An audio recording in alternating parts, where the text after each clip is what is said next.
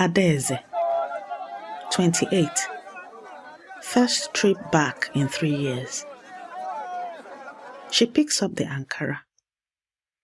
Blue and gold. Exactly what she came for.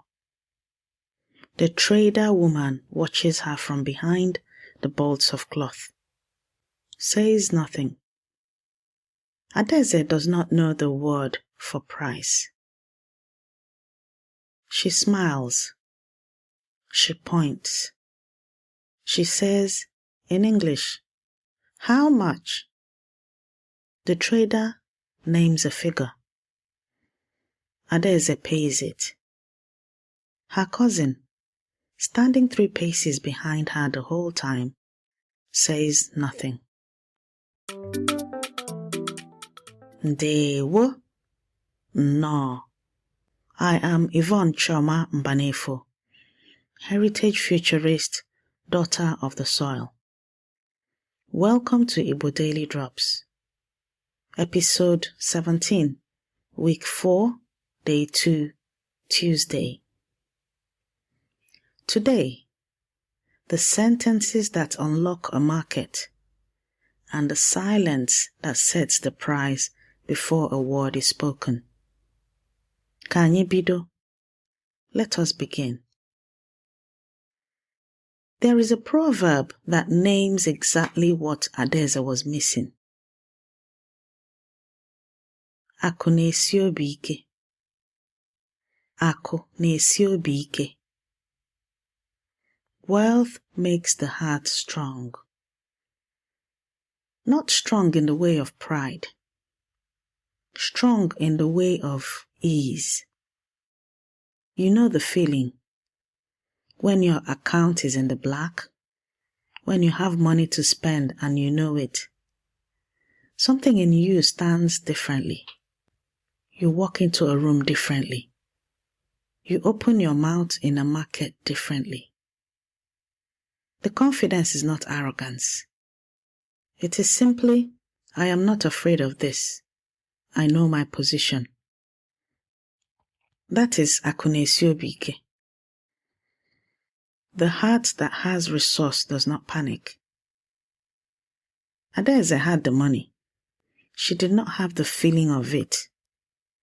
Today, you get both.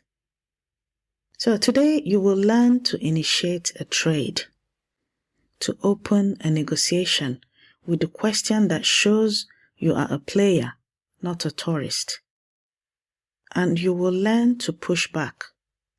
The sentence that says the price is too high, so that no one can charge you the foreigner rate, the diaspora rate, the she doesn't know any better rate.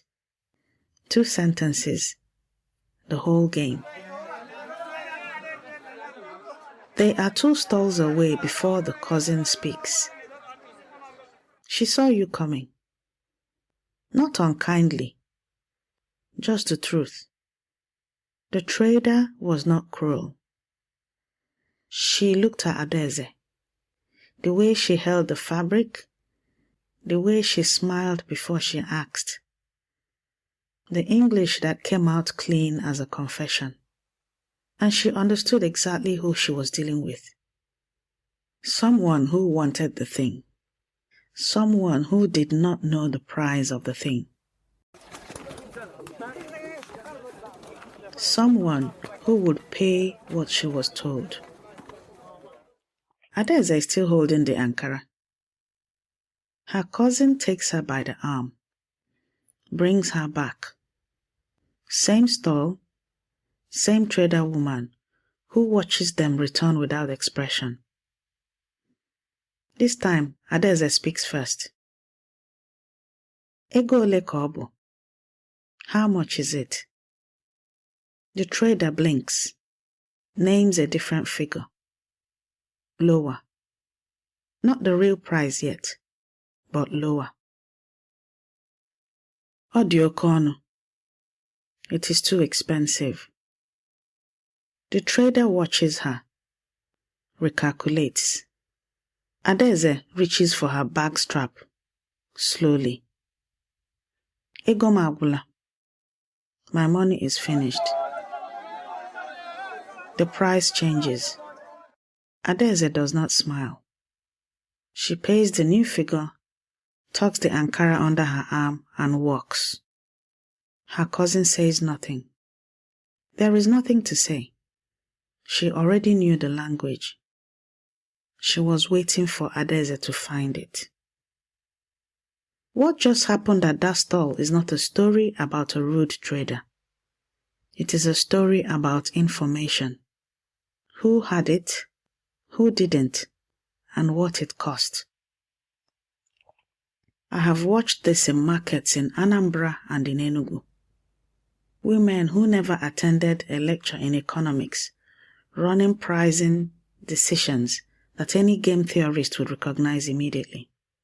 Each party withholding their true position, each waiting for the other to reveal it. The moment Adeze smiled and pointed and spoke English, the trader had everything she needed. The negotiation was already over. In their 2008 volume, A History of Nigeria, Toyin, Falola, and Matthew M. Heaton document that Igbo women's market networks were among the most sophisticated commercial systems in West Africa before colonial disruption, operating on credit, trust networks, and price coordination that had no need of a central bank or a stock exchange. What Western economics now calls mechanism design, the 2007 Nobel Prize in Economics, is the formal theory of how structured interaction reveals what each party truly wants. The trader ran mechanism design the moment she stayed silent.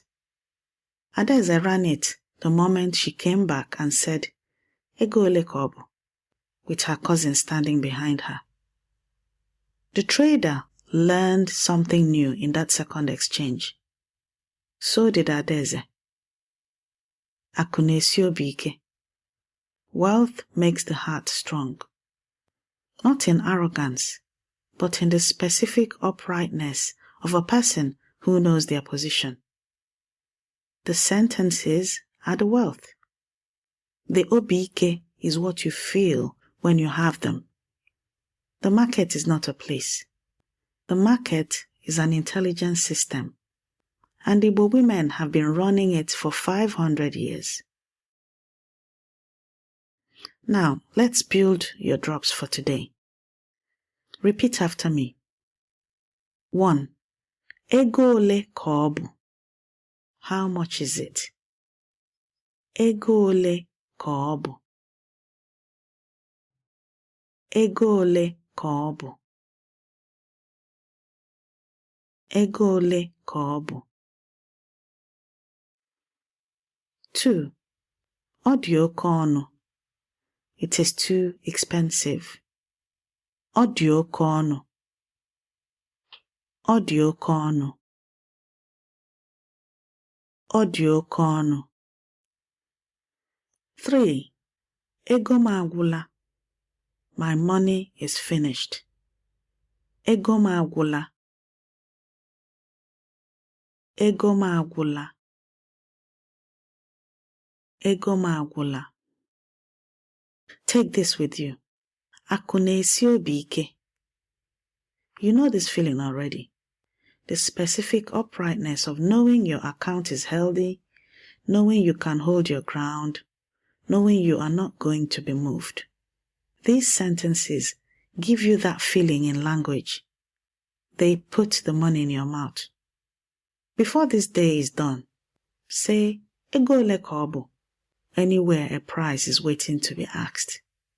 Not to practice, to feel what it is to stand in a market and know your position.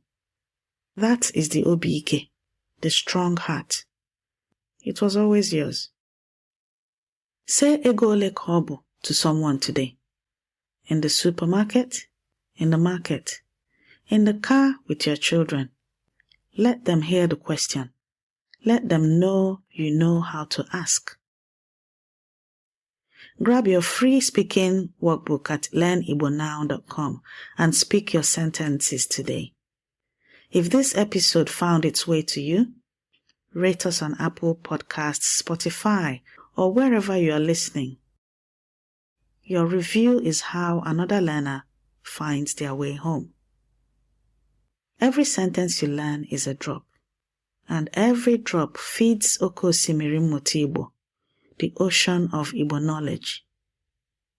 This has been your Igbo Daily Drop. Abụ m nwanne gị nwanyị, Yvonne Chioma Mbanefo.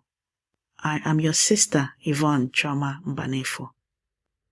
Ka olu gị dị ike n'ahịa ọbụla. May your voice be strong in every marketplace. Ka anyị fụ echi. Until we meet again tomorrow.